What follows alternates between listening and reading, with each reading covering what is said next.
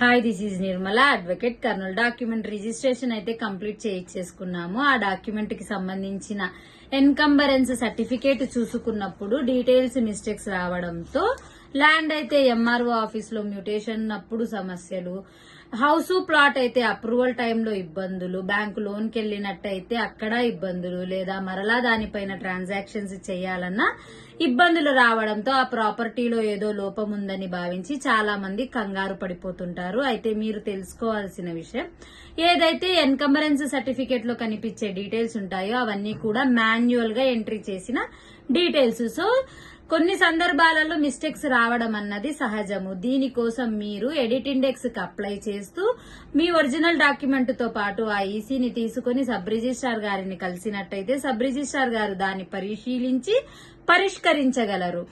So ఆ encumbrance certificate లో mistakes వచ్చినంత మాత్రాన మీ ప్రాపర్టీలో ఏదో లోపం ఉన్నట్టు కాదండి.